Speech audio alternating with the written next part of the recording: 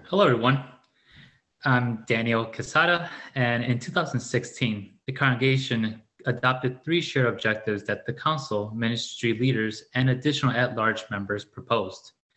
Now, in the last 5 years, council, staff, and ministry leaders make decisions toward fulfilling these goals. Some of these are Word in Action and Unfinished Stories, which lifted up stories of incarnational living. Summers at Grace reconstructed the church and how we gather. Missional Living Practicum helped many understand how we position, which was three separate cohorts of a total of actually 34 members from church. Intentional partnership have enabled us to keep the pantry open and thriving, being present with our neighborhood as needs and crises arose. Discipleship builds intentional relationships between mature Christians and students on the journey of faith, with three making public commitments to follow Jesus this year. Mission front groups nurture new relationships in congregation. Thanks be to God. I'm Ron Rowland. Now we have the opportunity to consider what's next. How are we going to keep moving forward in God's mission? We have some challenges ahead of us, but we also have some wonderful opportunities. Here's an overview of the input we've collected on our shared journey. Spring and fall congregational meetings, participation, and feedback. The initial work done by the Intentional Gathering Task Force. Town hall meetings and a congregational survey. In addition to that, Grace's staff put together a beautiful constraints exercise where they walked through named hopes in the light of limiting factors to discover a realistic way forward together. In addition, MFG leaders went through the compass exercise that looks in four directions to discern how God's light, represented by north, is inviting us to rest, represented by south, hope, represented by east, and to let go, represented by west, in order to discern God's heart for us, that compass direction as we move forward. Option 1, weekly worship. Resume weekly worship gatherings with Sunday school. Worship would be very simplified with the goal of spiritual nourishment and rest. Worship would center around action and reflection. We would be guided through a corporate practice of spiritual discipline, then reflect together on our experience of that practice. This option could include 1 to 2 simple songs. Purpose: to provide sacred and safe space for all people to commune with God, receive rest and renewal for the week ahead. Option 2, intentional pause to remember the why.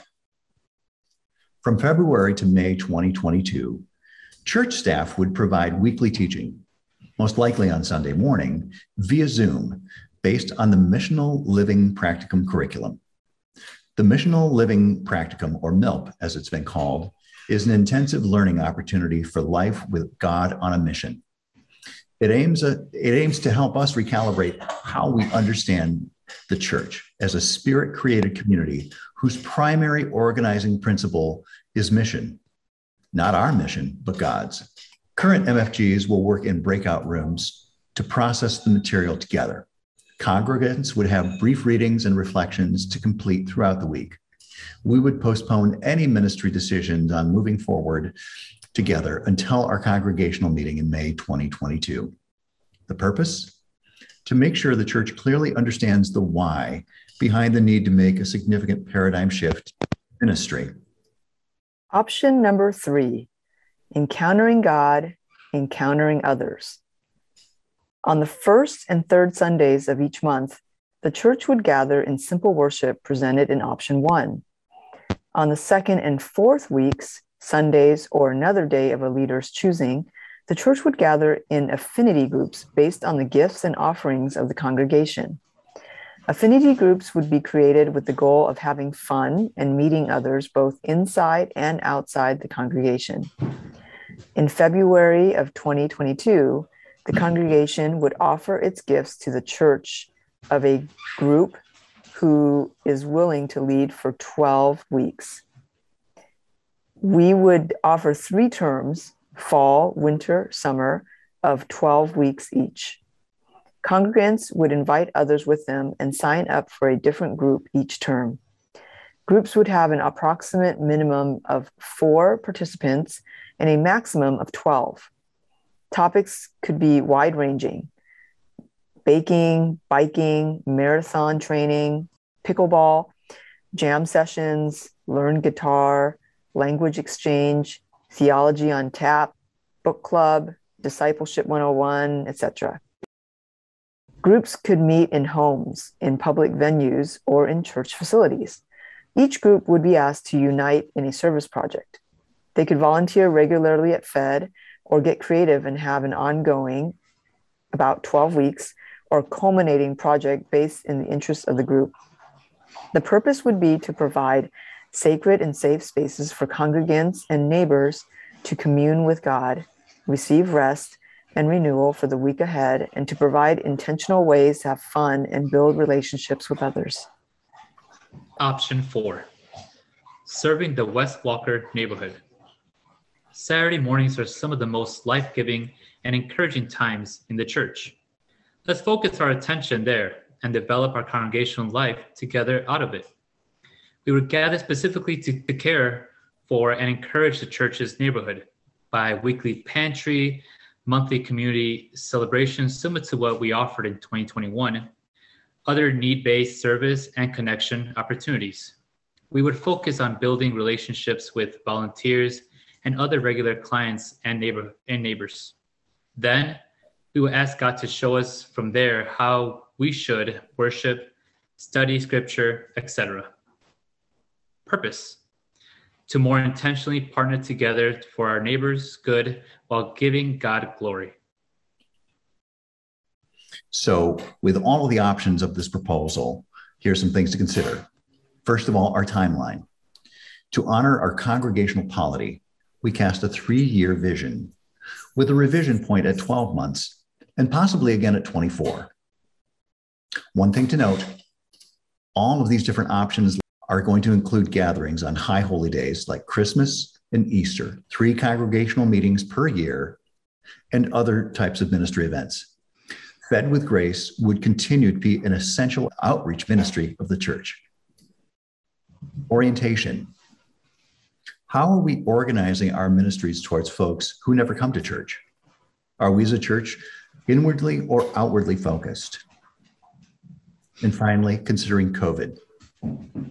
No matter how the church decides together, we'll be required to adjust for the ongoing pandemic. Currently, we can return to the sanctuary with 50 people max. Reservations, check at the door, airflow system, basic live stream can be provided. Small groups of congregants, including MFGs, can meet in person, and we continue to encourage masking and outdoors if possible. If the city's numbers spike, however, or if there's an outbreak in our congregation, we will return to all online gatherings via Zoom. We know there's going to be questions and thoughts generated. Some of these questions may be answered in the upcoming video, and if not, write them down and bring them to the town hall. In the meantime, hear us out, and then reflect on your thoughts and actions. These options are definitely not exhaustive, but they are based on our shared journey together up to this point. We know there are lots of good ideas out there, and I'm sure some of you would have some too. It's also a lot easier to punch holes in someone else's ideas than it is to come up with our own or implement one. I'm saying this just as a reminder to pay attention to our reactions and responses, not to judge them, but to notice what's going on in our bodies and in our minds as we are taking in all this information, whether we agree with them or not.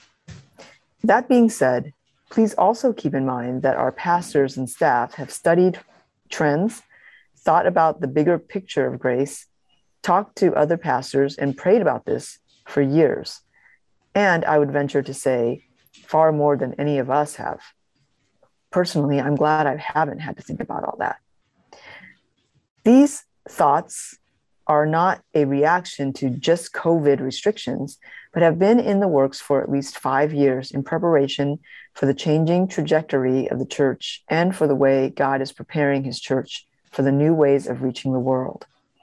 Like Ron said earlier, if you have questions or thoughts, we want to hear them. So jot them down somewhere and bring them to our town hall or email them to any of us on council.